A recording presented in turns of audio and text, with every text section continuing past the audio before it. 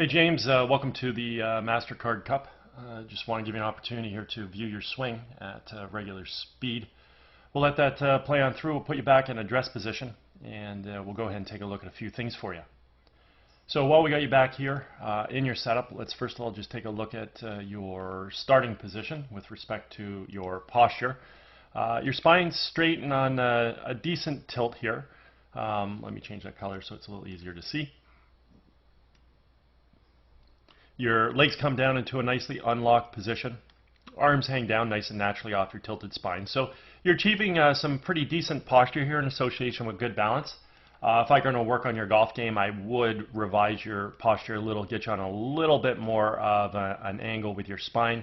Keep your legs unlocked exactly as they are. Let the arms hang down as they are, but that would increase the angle relationship a little bit with the golf club. So a subtle revision there would be ideal. At this point in time, we can also take a look at your alignment. We can see your feet running in this direction here. Carry that out towards the fairway. Theoretically, your club face is supposed to run parallel to your feet. Parallel lines on camera would have an appearance to converge. And under that philosophy, we can see your setup pretty much right down the right center of the fairway. So that's pretty solid right there. Let's go ahead and do a little split screen comparison between you and Jordan Spieth. I've got some color-coded lines on the screen just to use as a visual reference as it pertains to swing plane. And we can see with Jordan that he initiates his takeaway by creating good shoulder rotation, bringing the arms and the hands back as well as the club. And in doing so, we want the club to come back on the red line, which means the club is coming back on a proper swing plane. Also, in the early stages of the golf swing, we got to incorporate some good wrist hinge into play, which means we're going to transition the club head currently from being below and in front of our hands to getting that club head above and behind the hands. Very important move right here in the transition of the takeaway, okay? And noticing the club is still on the red line. From here, he continues to turn, continues to take his arms around him, working the club, though, from red up towards the blue-yellow V zone. When we finally set the club at the top of the backswing, we either want to have the left arm in the club situated on the yellow line, anywhere in between the blue-yellow V zone, or even physically up on blue, as we can see with Jordan Spieth. We want to have full shoulder rotation. We want to do this about a very stable right leg as well, working this rotation off of the spinal axis that we achieved at address, of which we can see that Jordan's spinal axis was on a much greater angle than yours, and he also had that in his address position. Okay, so that's basically what we want to do is we want to achieve that angle, and then we want to build our golf swing and rotate upon it. Now, with you, what we see here is that you send your hands, arms, and golf club outside and away from you. So you basically picking your hands and arms up and out. So the first thing you need to understand in a golf swing is that if we're going to have this club shaft come back along the red line and on plane, the club has to work on an arc. An arc is a circular motion, which means it should be traveling inside of the golf ball, not outside. So let's bring Jordan back down to just as he initiates his takeaway here. Where does this club head go? Yeah, it goes inside of the ball. Okay, and the club's following the red line, continues on red, and then works its way up to yellow and or blue. I prefer amateur players to have their left arm club set on yellow, only because it's easier to return the club back to red to come into the ball. But let's just deal with your takeaway here. So, I mean, as you initiate your backswing, you just very simply have to let your hands, arms, and golf club move inside. Even if you're going to make an error on being underneath the plane, I would rather you be underneath the red line than outside of it. Because what's going to happen here is you're going to keep taking your hands and arms very likely more outside, working your hands and arms into a steep position, and it's just not going to allow you to come back into the ball from on plane. So as we continue to work this golf club back, we can see it's going further outside. Hopefully at some point in time we see some wrist hinge occur as well, where the club head at least gets behind, above the hands, I mean. And at some point in time your brain's going to have to realize that if you keep taking this outside the way you are, you're just not going to have any power. So the arms are going to have to shallow out. The club head's going to have to come behind the hands at some point in time here. But again, so right there we can see the club starting to get behind your hands. But boy, oh boy, did your arms ever work back into a really, really upright position. So what I need you to understand is that If you make a backswing where your hands and arms and your golf club just initiate a takeaway, again, that go inside and around you, automatically that's going to shallow out the top of your backswing. So right now your left arm is way above the blue line. Okay? The blue line with Jordan is the highest we want to go. You're well above it, and your left arm's covering your face. So we need to get your left arm down towards the yellow line. We need to get your arm plane in a much shallower position at the top. Soon as you do that, your downswing is going to improve. Now, is it going to improve 5%, 50%, 95%? We don't know, but I know it's going to improve. And that will produce better golf shots for you.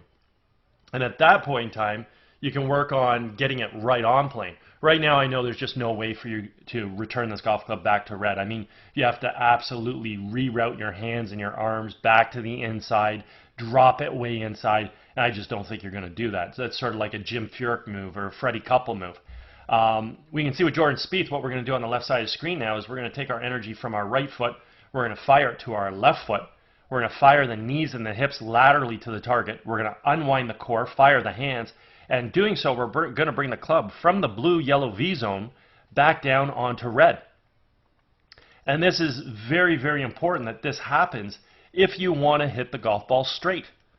The club has to return back onto plane in order to hit the ball straight based off of our alignment.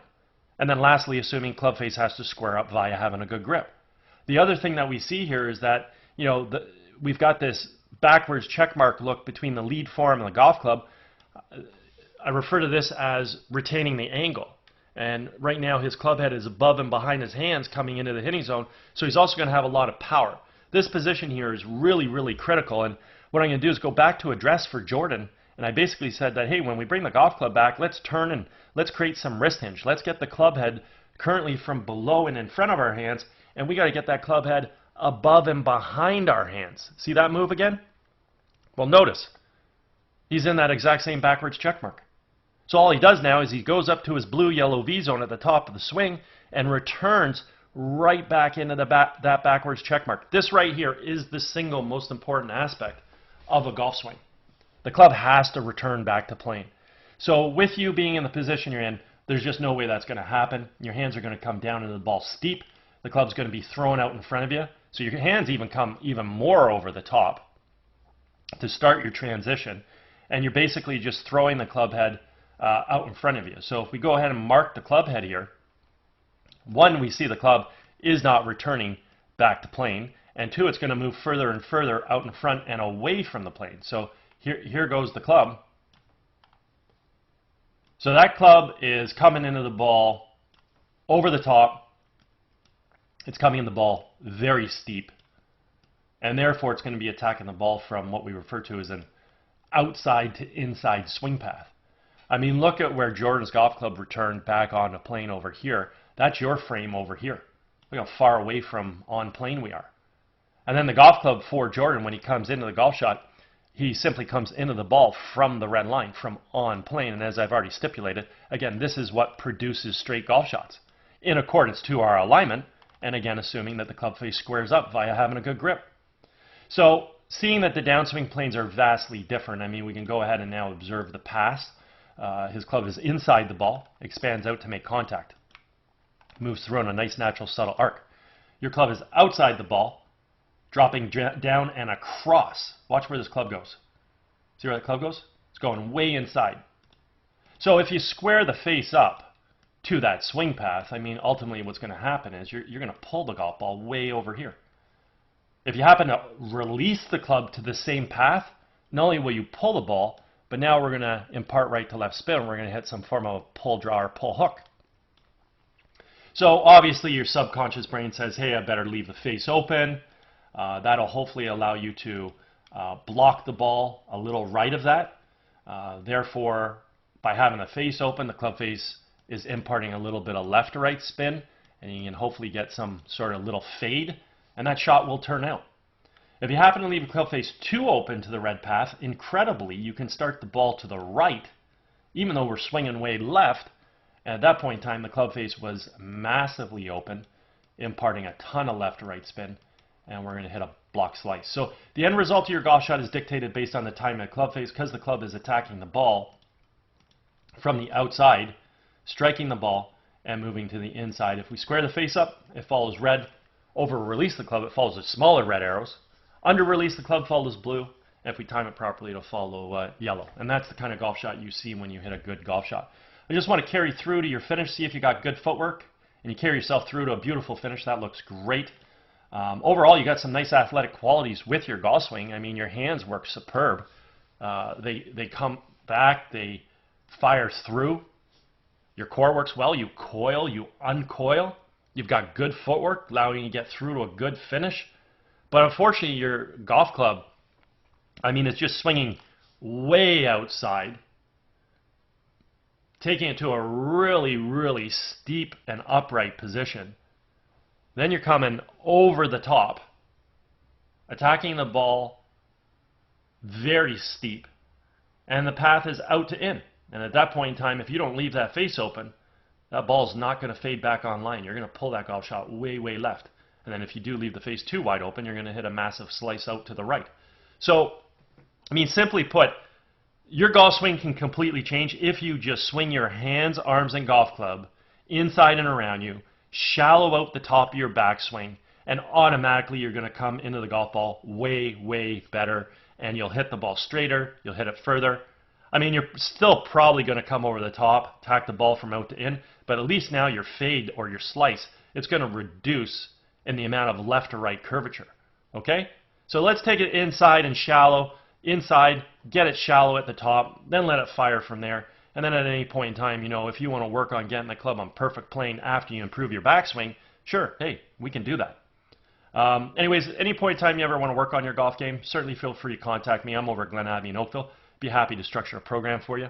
Also, if you're involved with any golf tournaments at all, you guys are looking for a unique gift to give your guests, feel free to touch base. I'd be happy to discuss my swing analysis services. Anyways, I hope you had a fabulous day, and I hope you enjoyed getting an opportunity to see your swing on video.